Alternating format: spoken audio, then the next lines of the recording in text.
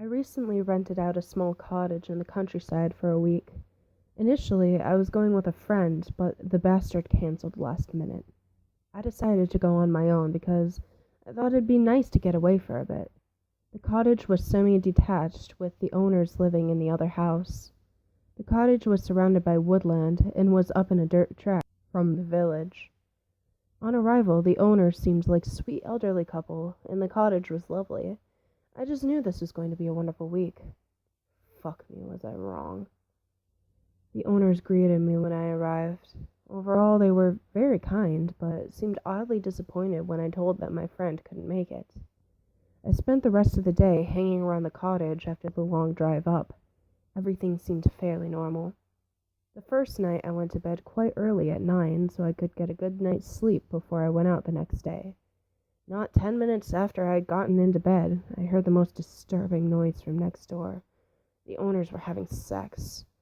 Yes, I know it's their house and they can do what they want, but the last thing I want to hear on holiday is loud, geriatric intercourse. They made hooting and screeching noises. It didn't sound human.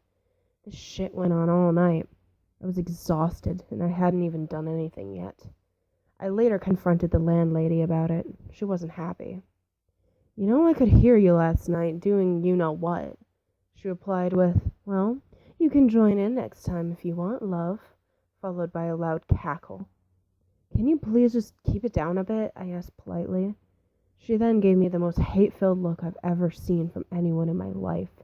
Baring her crooked yellow teeth, she didn't say anything. She didn't even blink. I slowly backed away into the cottage, but she stayed there, in the same position, with the same facial expression, for hours. At first, I assumed she was just having a moment. Old people do that, right? After 8 hours, when it was beginning to get dark, the husband arrived back at home, picked up his wife, and carried her back into the house like it was nothing. Not long after I called it a night, just when I was drifting off, a dark figure emerged out of my cupboard. I assumed I was just seeing things until it sat down on my bed and revealed itself to be the landlord. I was so shocked I couldn't even utter a word. He began rubbing my thigh while looking down at me with a large grin stretched from ear to ear. "You upset my darling wife," he said. I was speechless, unable to move.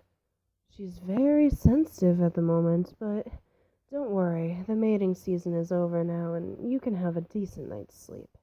He got up, bent over me, and kissed me on the forehead as if I were his child. "Sweet dreams," he softly spoke as he walked back into the cupboard. I was paralyzed by fear, staring into nothing all night until the sun rose. When daylight finally arrived, I summed up what courage was left in me to check the cupboard. I opened it, and of course there was no one in there. It was clear that there was a door connecting the two cottages. It was either I leave and never look back, or I go and check out their cottage and find out what the fuck has been going on. I chose the latter. I waited until I was sure the owners were gone, and when I hesitantly pushed open the door, to my surprise, the house seemed perfectly normal. I explored the whole cottage apart from the basement, which was locked. I was disappointed and relieved at the same time, and I decided it was probably time to leave and never come back until the front door opened. I scrambled behind the couch and watched as the landlord carried his wife, who seemed distressed and was panting heavily, and placed her on the floor. The woman lay still on the floor until a hand burst out of her mouth. A humanoid creature, slightly smaller than the average man, crawled out of her skin. It was scrawny, sopping wet, with hairless, light gray skin and vacant eyes. I was revolted and bewildered, but that was nothing compared to how I felt when this creature proceeded to give birth. It shrieked as the baby creature fell out of it. The landlord picked it up, walked to the basement door, unlocked it, and took the creature down. What did this have to do with me, though? All my questions were answered when the landlord came back up.